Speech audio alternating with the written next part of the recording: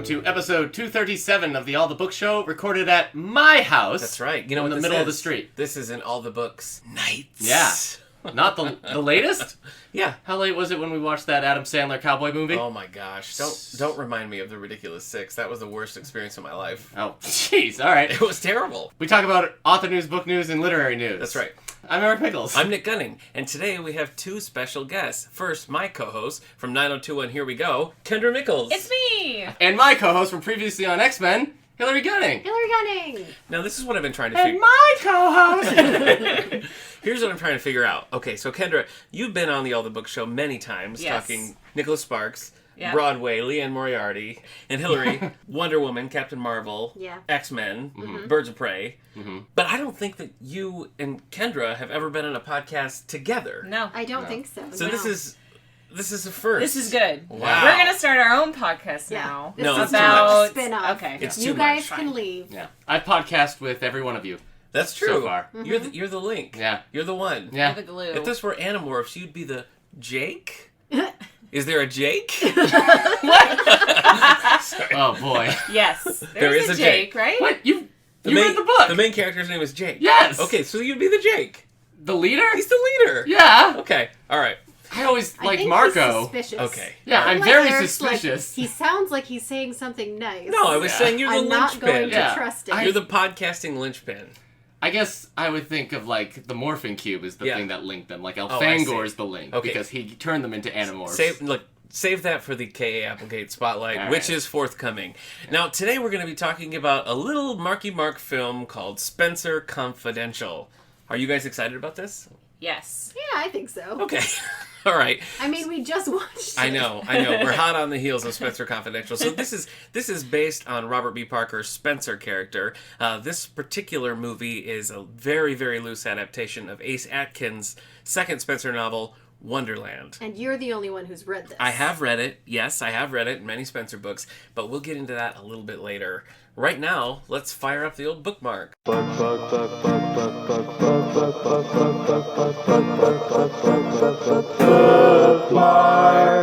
I think we should open the floor to our guests. Hillary, what about you? Have you been reading anything interesting lately? Yeah, I'm in the middle of two completely unrelated books that Okay. I found at a random library. Nice. And judged by their covers. Yep. Wait, is that real? Like a random library? It was the It Bloomsburg was Public in Library. Pennsylvania. Oh, Pennsylvania. Yep. Yeah. Okay, that is a little random. It was Yeah. very random. Yeah. And I took out two books from this library. Yes. Woman, They let you take out books? Yeah, we got We got a library Got card. a That's what library I card. said. Yeah, we got a library card. He told me that, and I was like, they just let you get a library card? Wow. Well, we don't charge here at the David A. Howe Public Library. For them, for Out of District, it was $15 for the year. But we did it because we were there for several days and wanted Okay. to be able to check out kids' So it's books okay and that we things. just recorded the fact that you're out-of-state library card holders of Bloomberg, Pennsylvania. For a year. Is Okay. that like a For a legal year? No, I issue? didn't know. Because like some libraries are like, sorry, you're not in our county. Yeah. Take a hike. No. We Yeah. paid our $15. When I was in Jacksonville, Florida, Yeah. I couldn't use the library across the river. They Oh, wouldn't wow. let him. Yeah. They wouldn't let him But I get beat a the library system card. because I got a job at that library. But I never lived in that county. Who's Oh, wait, yes, we laughing did. Yeah. now? Well, They had so many comic books. Anyway, continue. That's Can I say the books that I read? yes, from the I'm Bloomsburg currently Public reading. Library, yes. Woman with Bookmark, which I think is one of those ones from Norway or Yeah. somewhere. One of those popular Yeah. murder. And it is a books. series. It is a series, but I it love wasn't... those popular murder I know Norway that you books. do. Yeah. So anyway, that was pretty good so far. And then I'm also reading All Our Wrong Todays, Okay. which I believe is Canadian Oh. and has Real some real fun international flair. humor. I like that. nonsense. Yeah. Do you think I don't know. Norway's like a capital of murder books right now because it's just always dark Is there? it Norway? Because maybe it might not be Norway. It's Is it like- Denmark? The Netherlands. Yeah. Yeah. It's Netherlands? That area. that whole Do you think the area. lack of sun is having anything to do with that? Yes. Okay. Yeah. Boy, Just it's puts dark peop- again. just puts what if people in a somebody bad killed mood. everybody and called himself a snowman? Yep. Dark. No. Jeez. Yeah, the snowman. That is awfully specific. That's Joe Nesbo. That's different. Same area. Same zone. Same Same area. zone. You also read some, to follow up on your last appearance here, Birds of Prey, you also read Oh, some yeah. Birds of Prey, and you finished The Black Canary. I finished the Didn't Black you? Canary run. 2 volume set, which we have in our collection. Yeah, I don't love it. But This is when she's like a nightclub singer? No, she's in a band. Okay. And they like tour and like stuff. a punk but band. It's weird because it's like it sort of follows the continuity of the Birds of Prey. Okay. But she and Barbara are clearly like young, Right. like, teenagers. Right. Yeah, it's New 52. It's all very weird. nonsense. Aha! That's why. Well, I Yeah. hated it. So wait, are you describing Josie and the Pussycats, or are you describing... No. This is the Black Canary. Black Canary. DC Comics, the Black Canary. Starring Josie and Yeah. the Pussycats. You're confused because Black Canary has a sonic scream, Yeah. but Josie and the Pussycats have long tails and ears for Ears hats. for hats, That's you're the right. difference. Yes, you're Sonic right. scream, ears You're for right. hats. Yes, okay. Now I'm with you. Mm-hmm. Their outfits are pretty similar, now that I think about it, though. Tails. No, They no have tail. tails. Oh, that's the difference. What about you, Kendra? Anything exciting you've been reading? I've been reading My Sister the Serial Killer. Yeah. I'm not too far into it, but Alright. I'm really enjoying it. So far, thumbs up. Yes. Okay. Very good writing. All right. And for over a year now, I've been reading that Lord of the Rings book, Anything You Can Imagine by Ian Nathan, which Oh, is yeah. like a telling of how Lord of the Rings was made. Wow. It's so good. I'm just bad at reading and picking up books and reading them. So Well, hang in there. Yeah. I think you'll figure it out. I do. really wanted to do it in a year, Uh-huh. but it's been over a year now. So yeah. What about you, Tiger Shark? Anything interesting? I started the Yiddish Policeman Union. Oh, okay. I don't think I'm that far in it. Right. Did you also read Cavalier and Clay? Yeah, which Okay. he wrote first, I guess. Yeah. Because all the reviews on the back are talking about Cavalier and Yeah. Clay, which was like this, not alternate history.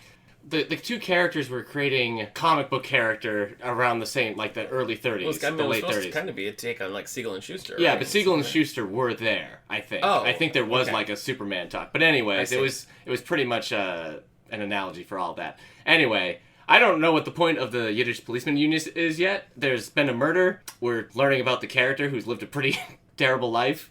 So, don't know where... It won the Hugo, because it's an alternate Hugo. history. Oh, yeah, okay. where a little bit after World War II, the Jewish population basically all was moved themselves to Alaska and are living there.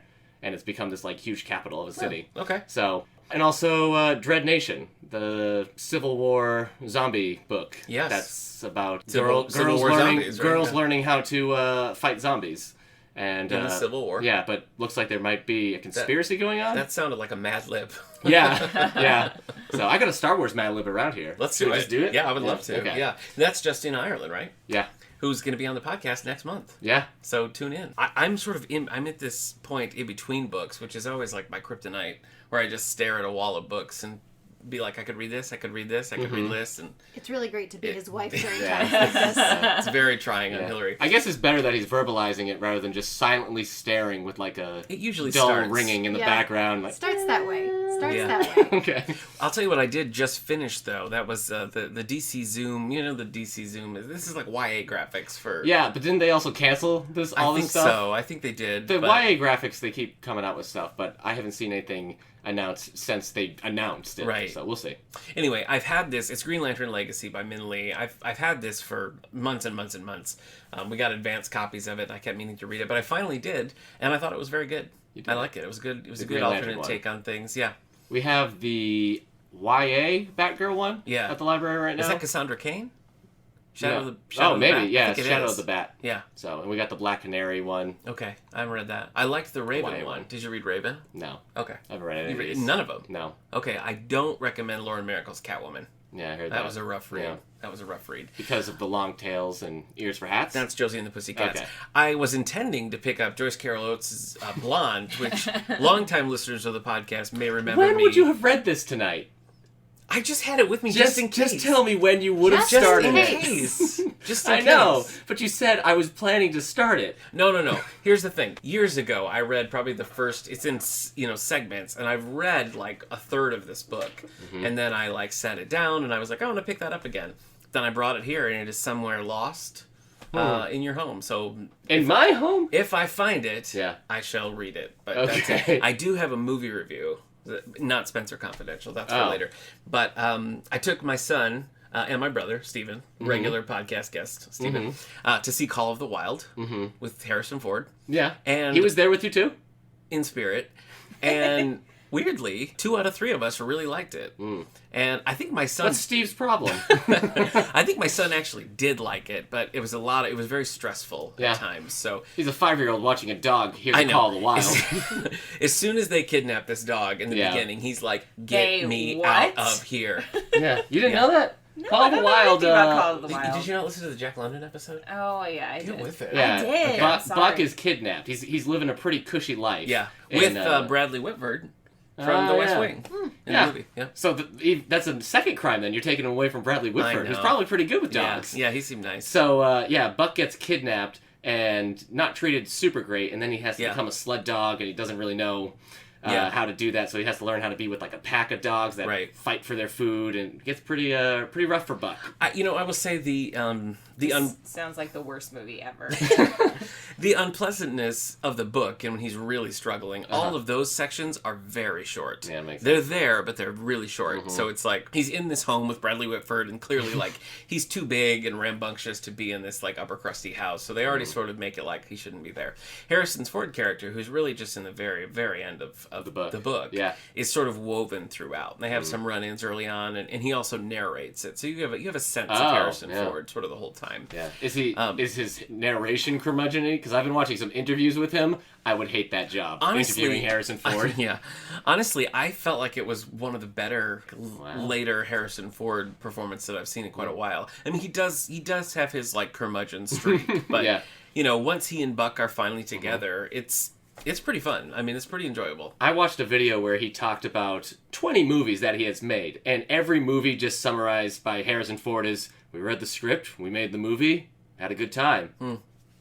Repeat. He had a good time. Yeah, it was a fun time. Well, that's what he said, yeah. Okay, I don't think so. 15 different movies. You're going to tell me Harrison Ford enjoyed 6 Days, 7 Nights? I don't think so. He didn't talk about that I one. don't think so.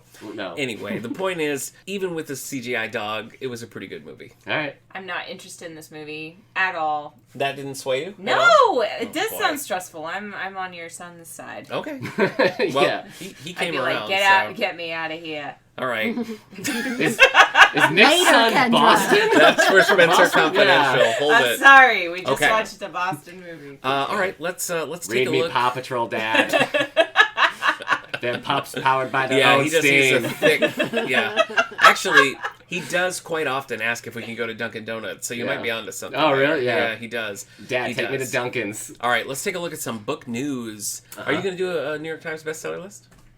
Okay. I'm on it. All right, well, as we mentioned, the Women's Prize for Fiction is coming up, and they've just announced the long list, and I thought I would leave it to our guests to share with the listeners today. Okay, let's see. Not you're a regular. You're a regular. Anyway, if you guys want to tell us a little bit about the nominees for the Women's Prize for Fiction, and by that I mean just read the titles. We would love to. Okay. Did you just mansplain how to read the nominees? Thanks. How dare you? I was trying to alleviate Hilary's stress by me saying, "Tell me about that." That's true. My blood pressure did I rise. could see it. Next to me, I could see Hilary be like, Tell them about it. Yeah. All right. The first one is Gin Patrol on the Purple Line by Deepa Anapra. All right. Then we got Fleischman is in Trouble by Taffy Brodesser-Ackner. And what's that book about? No, we're not doing that. We're not doing that. Hang on. Queenie by Candace Carty-Williams. Dominicana by Angie Cruz. Actress by Anne Enright. Girl, Woman, Other by Bernardine, Yeah. Evaristo. Nightingale Point by Luann Goldie. 1,000 Ships by Natalie Haynes. How We Disappeared by Jing Jing Lee. The Most Fun We Ever Had by Claire Lombardo. The Mirror and the Light by Hilary Mantel. Girl by Edna O'Brien. Hamnet by Maggie O'Farrell. Weather by Jenny Offel. The Dutch House by Ann Patchett. Red at the Bone by Jacqueline Woodson. I don't know what that Gin Patrol is about, but that is a engaging title. Yeah, it is. So 16 on the long list. I think it was last year that American Marriage won, and I really enjoyed that book. It was a great audiobook. I know you're an audiobook fan, so. I keep going to pick it up, and I haven't yet. Yeah, it's one of the ones where different chapters are read from the perspectives of different characters, and each one has a distinct narrator. It just works really well. And a few years back, the winner was The Power by Naomi Alderman. Do you remember that one? You loved that book. That was a good book. What was that? I mean, they got Wasn't it like all women got powers? Yeah, Is it that was what it was? like they suddenly started developing these electrical powers, and then it just sort of messed with the power dynamic with men. Interesting. It's just a fun. Yeah. So did you like it? I did like it. I bought it for a bunch of my family. Oh, I members. remember that. That's Yeah. right. All right, well, we're going to go down to a short list on April 22nd, so we'll update you then, and then the actual prize won't be awarded until June 3rd. But you can find more about these books and more about the Women's Prize for Fiction at their website, womensprizeforfiction.co.uk. Eric, what's on the New York Times bestseller list? For hardcover nonfiction, Oh, let's talk politics. we'll see. Number 10 is Until the End of Time by Brian Greene. How Much I'll Love you. Oh, Brian Austin Green? Not Brian Austin Green. Which one is Oh, he? man. David. He's David, on David. Beverly Hills 90210. Which one's David? Oh, David. can't. He's the He's youngest The one. nerdy one. He starts off nerdy and gets Is he the progressive. Brian DJ? Austin Green. He's the DJ. Yeah. He's Yes, not, he's Steve the is the one in the radio green host. shirt. He's TV's Brian Austin Green. All right. Number 10, Until the End of Time by Brian Greene. A physicist gives an overview of how we got here, where we are, and directions we might go. Does that sound like Dave from 90210? It's David, David? but David. no, I don't think so. I'd call him Dave. On my guest episode, I'd be like, No. hey, Dave, No, all thank right. you. No, thank you. Number 9, Becoming by Michelle Obama. Ah. The former First Lady describes how she balanced work, family, and her husband's political ascent. It just came out with a special, like, fancy new version with Ooh. extra stuff, and the audiobook just won the Audio Awards for Oh, yeah. best audiobooks. Number 8, Talking to Strangers, Malcolm Gladwell. Famous examples of miscommunication serve as the backdrop to explain potential conflicts and misunderstandings. Number 7, A Very Stable Genius by Philip Rooker and Carol Leoning. The Pulitzer Prize winning journalist uses first-hand accounts to chart patterns of behavior within the Trump administration. Number 6, Educated by Tara Westover, the daughter of a survivalist who is kept out of school, educates herself enough to leave home for university. How long's that been there? That's been... 106 weeks. Yeah. Number 2 5, Open Book by Jessica Simpson with Kevin Carr O'Leary. Jessica Kevin Simpson? Carr O'Leary? Is that her husband I don't know. from the show? Kendra? From the Jessica Simpson show? That was on, She was married to Nick Lachey when Oh, they did no, that show, never I mind. think. I don't think he co-wrote that. No. The singer, actress, and fashion designer discloses times of success, drama, and addiction. Number 4, The Hope of Glory by John Meacham. Why do I recognize that name? Nick? John Meacham? Yeah, I know. I was thinking the same thing. The Pulitzer Prize winning He's a biographer historian. delves into the 7 last sayings of Jesus as recorded in the Gospels. Number 3, Unknown Valor by Martha McCullum. The Fox News anchor weaves stories of combat veterans who fought during World War II. Number 2, The Mamba Mentality by Kobe Bryant. Various skills and techniques used on the court by the late Los Angeles Lakers player. And number 1, The Splendid and the Vile by Eric Larson. An examination of the leadership of the Prime Minister Winston Churchill. Do we still need more stuff about Winston Churchill? You can't have enough. We just had 2 Never things be. about him. John Meacham won the Pulitzer Prize in 2009 for autobiography for American Lion, Andrew Jackson in the White House. That might be why you know his name. Could be. He won the Pulitzer. It could be. Andrew Jackson. Do you guys who? say Pulitzer or Pulitzer? Pulitzer. I say Pulitzer. I've always said Pulitzer, I've heard it. but I'm I've heard it- probably wrong. I've heard it both ways. I think Lois Lane says Pulitzer, so that's, Yeah. I'll just take her That word is on it. canon. Yep. All right, you guys ready to talk about what we're here to talk about? Yeah. What are we here to Yes. talk about? Well, we're going to be talking about Spenser Confidential. The movie.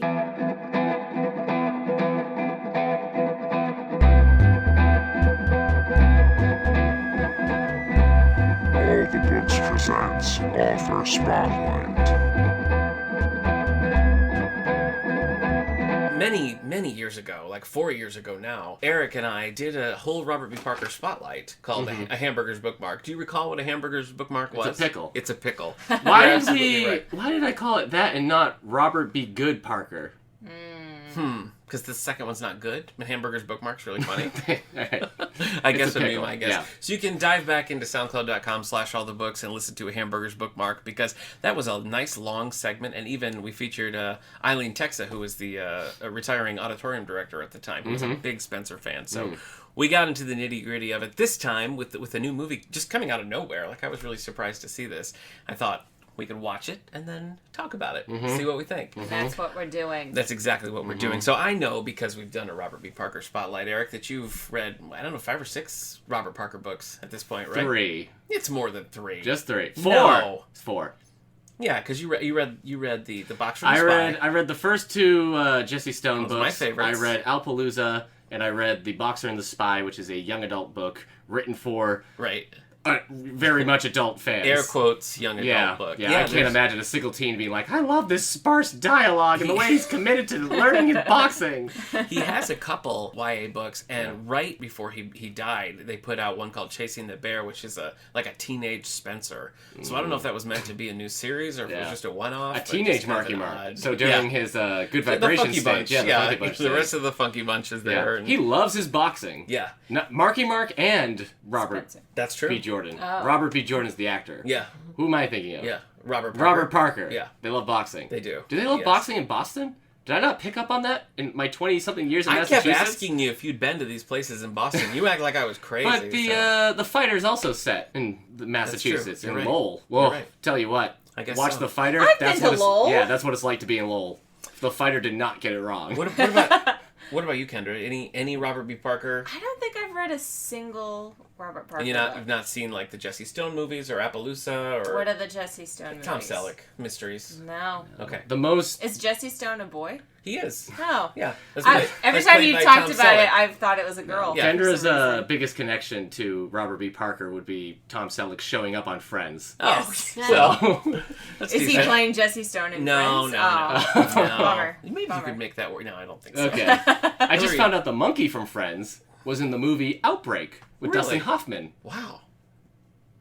Okay. That's It's a real star vehicle. So, Hillary, I know you. You've read several. you do know. Me. Thank you. You know me well. I do. Tell me about your Robert B. Parker past. Well, I've read all of the Sonny Randall books. All of them? How many are there? I There don't are know. there are 6 written by Robert B. Parker, and there's a 7th that's came out within the last year by a new author, which I was really shocked at because the last Sonny Randall was, I don't know, 15 years ago. And I that wanna say. never got a movie/show. No, the story goes that originally Helen Hunt had said to Right. Robert B. Parker, I'd love to play one of your characters, and he wrote Sonny Randall, but I still think that's insane. Right. Can you imagine? That's not the It right just seems like person for you'd it. get like a Netflix now to like grab up the. I Sonny know, Randall rights. honestly, if it was like, if they were going to put like an old Sonny Randall with old Jesse Stone, I would say call it Helen Hunt. So I would Helen watch Hunt and that. Tom Selleck now. Yeah, I would watch that. But I can't fathom, even like a Mad About You era, Helen No, Hunt no. playing Sonny Randall. No, I don't think it's the right So- type. What about What Women Want, Helen Hunt? No, still Still no. wrong type. Okay. We didn't really talk much about Sonny Randall because you've read more than me. So you want to tell us a little bit about Sonny Randall? She's the daughter of a cop. I think she's also a former cop. Yeah, And she has decided to go out and be a PI, like Spencer. like Spencer. She's very cool. She's a tough chick. Very entangled with her ex Very and her entangled with ex-in-laws. her ex. Yes, she has a little dog. It's a French bulldog, I Yeah. want to say. Yep. That she takes everywhere with her. Yeah. I don't know. She's great. And So her, this is very much Helen Hunt from Twister, then. yeah, Okay. no, still no. The thing with it is that she's very young. Right. I think that's the biggest. I mean, like, Helen Hunt, I don't think is the right type. Right. But I don't think Helen Hunt was ever. The right type. I don't. Right. I don't see that either. Julia Roberts, Catherine Zeta-Jones. No. None of those are even No, close. all wrong. All wrong. I don't know know this if I could character think at of. all. I don't know if I could. Rachel think of it. McAdams, No. I mean, I would watch like a younger Jennifer Lawrence as Sonny Randall. Cameron Diaz. Maybe. That's a close. Okay. Maybe. Well, Sonny Randall. Saoirse Ronan. Closer. Ooh, okay. Claire Danes. Closer. Yeah. A young Danes. Claire Danes. A young Claire Danes. I could see that working, but it's not an obvious one. Okay. Sonny's- Lindsay Lohan. Final offer. Yikes! Yikes! No, like Herbie fully Fully loaded. Fully Loaded with Michael Keaton. Yeah. During the dark times that Michael Keaton doesn't like to talk about. Okay. Sonny Randall's therapist, Susan Silverman, is almost a permanent character in the Spenser series. So much like Stephen King, a lot of the Robert Parker books will have There's a little Parkerverse. crossover. Yeah, a Parkerverse. Yeah. That's a good way to put Are it. they all in Sonny Boston? has a crossover with Jesse, and I hate it. Yes. And you know what's interesting is that those two characters have a lot in common, but the books are written very differently. They're very different, and they don't fit right together, and they should. Yeah. But when it's written, they do not. Yeah. Jennifer Lawrence. I already said that. You That did? was my Already, first. That and was I my said first no. thing. Yeah. So the Jesse. The thing is, she's gotta be like a classically pretty kind of girly type, but who is sardonic and dry. and doesn't care about anybody. She could do that. Snap. Jennifer Lawrence could do I that. think that's Jennifer Yeah. Lawrence in real life. So. I don't Hey, know. we're here to talk Spenser. You're right. So just a quick recap. Jesse Stone is a washed-up big city cop who finds his way to paradise. Is he washed up? He is. Okay. Massachusetts, where he basically lost his job for being a drunk. He gets hired as a police chief in Paradise and is instantly suspicious that Did he get fired for being a drunk? Yes. Yeah. And was instantly suspicious of why Paradise would hire him, given Right. his reputation, and he ends up sort of being a thorn in their side. Yeah, he does. Eventually crosses over with Sonny Randall, and they have a little thing. And eventually crosses over with Spenser, who's the man of the hour. Jesse Stone crosses over with Spenser, He does. but Yep. Sonny Randall's therapist also crosses over with Spenser. Yeah, she's a main character in the Spenser But series. Sonny never meets. I don't think so. Not that I Spenser. know of. Okay. Spenser sees Sonny and mentions her, mentions the dog, but not by name. It's just sort of a little I know what you're doing there. Okay. Spenser is different from Marky Mark in the movie. So Kendra, here's the real Spenser. Okay. So he Gotcha. was a cop, but there's no prison time involved. Why do that then? I don't know. He's a former cop who hangs a shingle out to be a private investigator, basically. The series starts where he's just solo, and then eventually he meets up with Hawk, who becomes his partner for the whole thing. And Hawk is very, doesn't talk very much, and is just sort of loyal and muscle, and they've got a really good thing. And then Susan Silberman comes along, who is Sonny's therapist, and Susan Sarandon? No. Bye-bye? No, but that would work. Okay. That would work. Susan becomes a recurring character. I mean, a main character in the majority of Not in the Spenser's. movie. Not in the movie. Okay. And then the other recurring character would be Zebulon Sixkill, who he just calls Z, who becomes sort of a protege later on in the series. Not in the movie. Not in the movie. Spencer's very he's a very classy guy. He's rough and tumble, but he's not a brawler like Marky Mark. Yeah. Marky Mark really is all brawl. No, he seems just kind of a straight laced guy, and then when when his back to the wall, he can do it. But he's very persnickety in particular about food and cooking. There's a lot of cooking in the books. I know. I'm shaking my head with the Marky Mark performance, but okay. Yeah. So Marky Mark, not an obvious choice for this, and actually Was he picky about feel a like Spenser single to me. thing in this movie? I don't Did think Marky so. Mark ever be like, no, take that away? No. I need cat syrup here. Well, I mean, there was a little bit with food at the beginning, but it didn't become a thing. So let's talk about the movie. All right. So, Spenser Kendra, Confidential. let me ask you- Netflix original film, it should be Yes, said. So you it gotta have should be. Netflix to watch this. Yes. So you know nothing about Spenser or True. Robert B. Parker. True. How did this movie leave you? What did you think? It wasn't awful. I got into the mystery of it, and I was excited to see how he was gonna solve the big problem. Right. I mean, Okay. I don't know Spenser, but I liked Marky Mark. Yeah, I mean, I liked Marky Mark too. It was just hard to put together that he was playing Spenser. It was just so different from. Yeah, I wonder why they decided to even make it a Spenser thing. Because is I don't- Spenser a thing anymore? I mean, Ace Atkins is still putting out books, and they're still doing well. I mean, they're still in hardcover. They're still doing decently, and they're continuing to expand Robert Parker's stuff. But Yeah, you have I to don't- wonder who brokers this kind of deal, because it's a Yeah. Netflix original film. Did Netflix go out and we want the Spenser books, or were the publishers we need Spenser movies Yeah. to sell the books? Let's get Netflix on the line. I don't know, Yeah. and it's really unusual because it's the book technically is an adaptation of Ace Atkins' second Spenser book, as I mentioned, Wonderland. It is the loosest of adaptations. There's not Wonderland is mentioned. Wonderland is mentioned. There is Wonderland's like a dog track, and that is a part of the book, but it's just thoroughly different. We got about 2/3 of the way in, and you were like, "Oh, this is it." Yeah, then suddenly it was yes, this is a Yeah. little recognizable. I mean, the main difference between the book and the movie was that Hawk is not in that book. Hawk's not in Wonderland at all. He's mentioned, but he's not there. Spencer's just rolling with Z, Sixkill.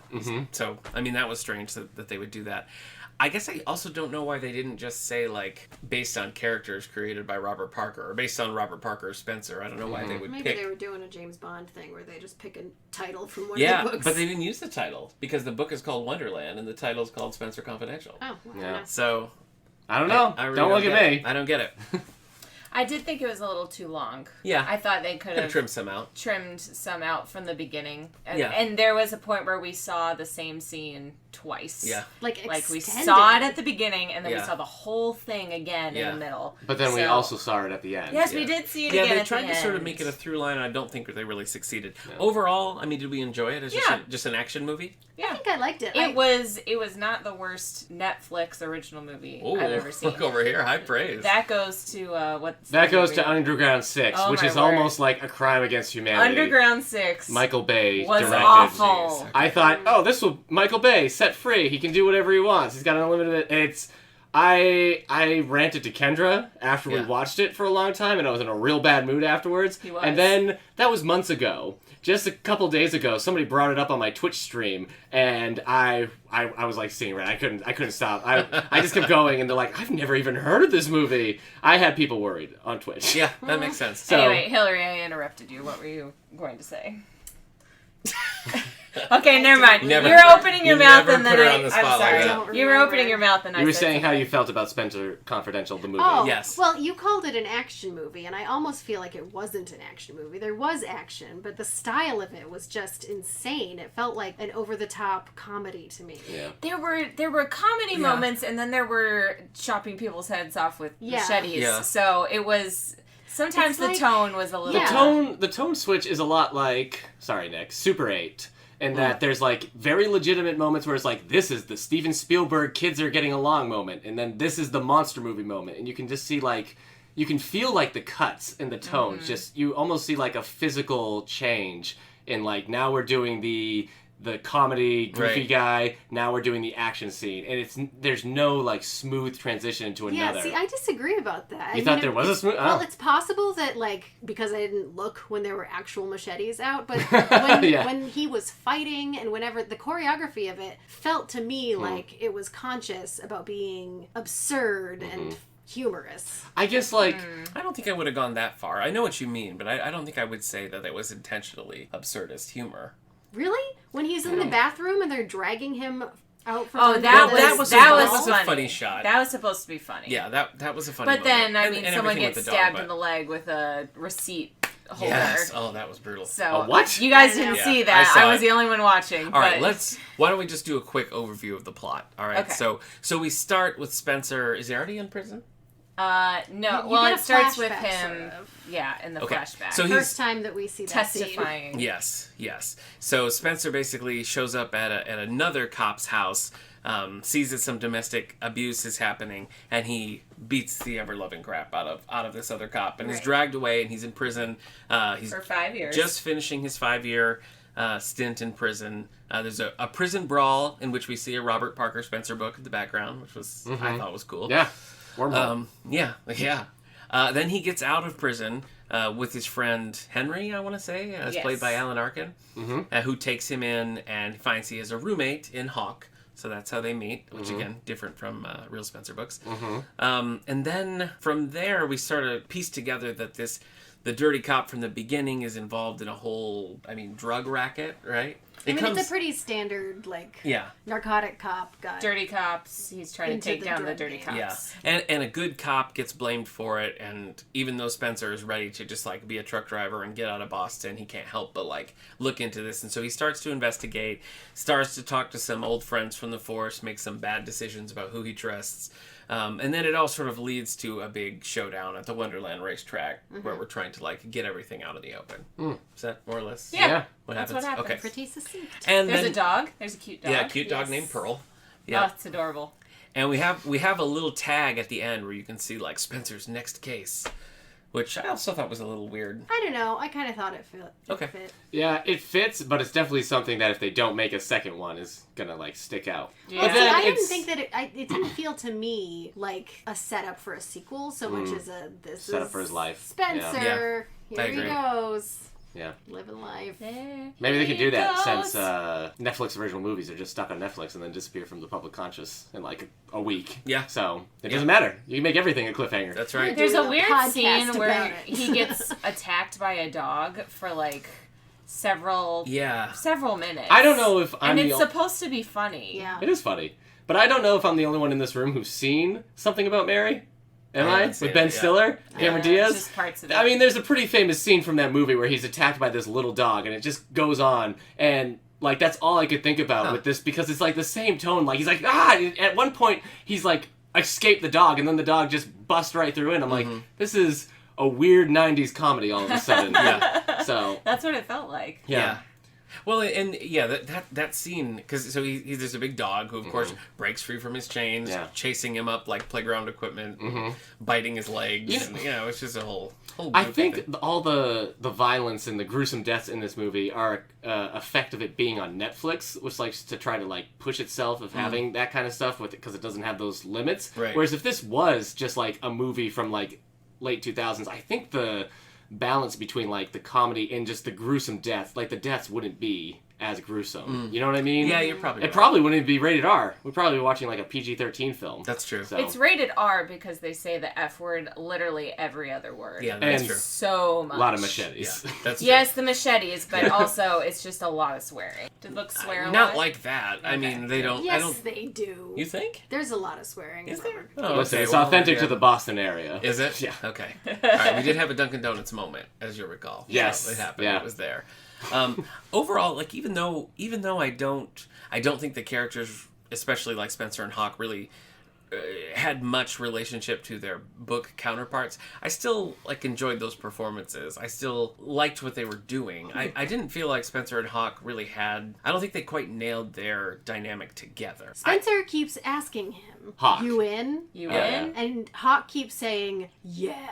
Yeah. Like, of course he is. And there's just no reason for Like it. an It's just Arrow, them. how every episode they have to say, I need you to trust me on this. Yeah. It's just like, yes, I Yeah, know, I trust exactly. you every episode. But I just don't think it would have been that That is hard close to my chest. to give them more of a connection, and I think that would have really helped the movie, because I thought, like I said, I enjoyed both of the performances. They just didn't mesh super well together. They just liked having the same dog. I guess so. That was yeah, it. They just had joint, It's joint kind of custody weird the that dog. even Hawk gets in on the case in the first place. It's Yeah. just that he has a bad experience. Like, he's got a dark, sad story about his dad Right.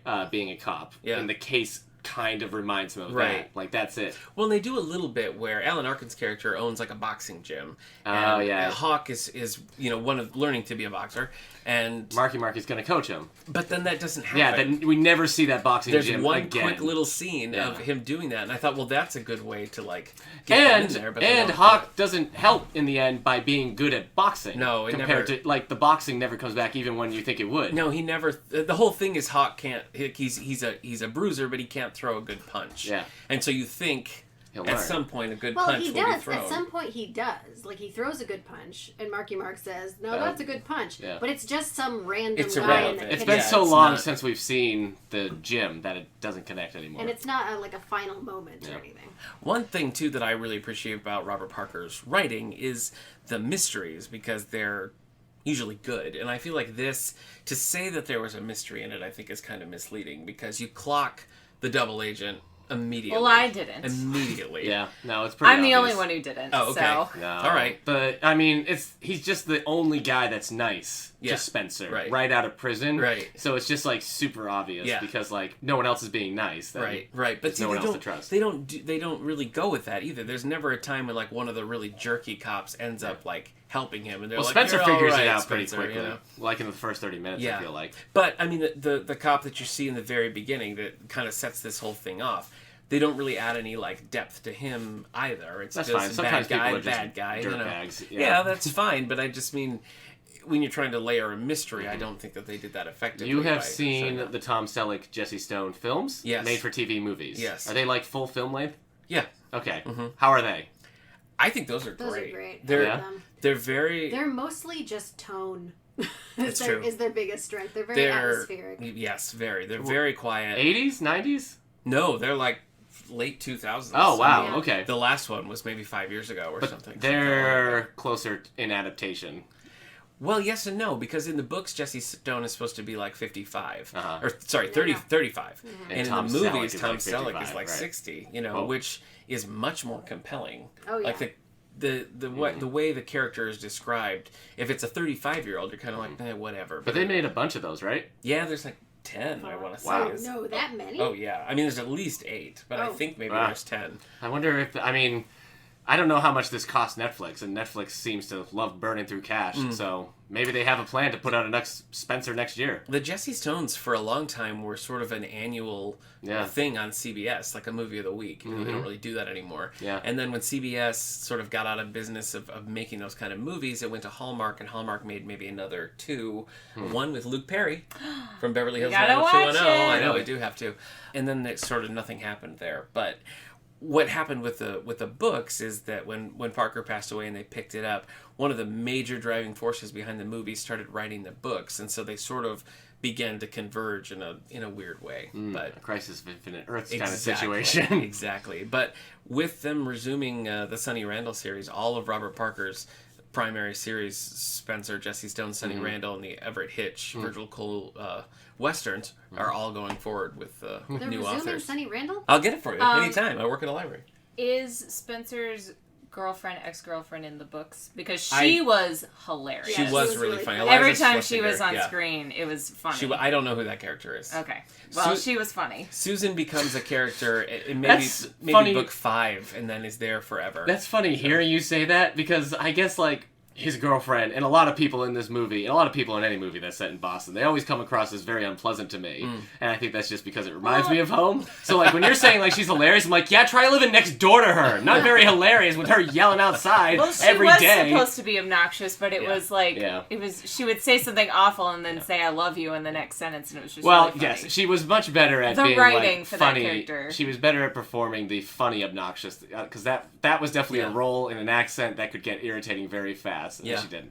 So. Well, I did enjoy the difference there because I mean I like Susan Silverman as a character in the books, but it's challenging, I think, to make the character stay like fresh and interesting when he has like a locked in best friend and partner and an established like love interest that follows him for like 40 books. You know, Tonally, she would not fit in this movie in the slightest. no, not at all. Like, it needs to be like a mystery. Yeah. And he's doing stuff, and then he like comes back and talks to her about Yeah. it.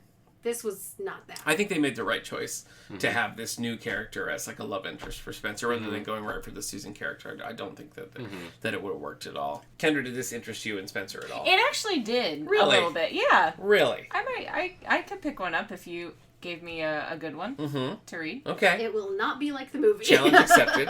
Is he a private investigator though? He is. Okay, I like that kind of stuff. Yeah. So. But do you like did you like this movie because of Marky Mark's like pretty much Marky Mark performance? He was the most Marky Mark I think I've That's ever seen. true. He was almost a Marky Mark spoof in this. I'm actually kind of surprised. Have you seen that other movie he's in that I don't like? What's it called?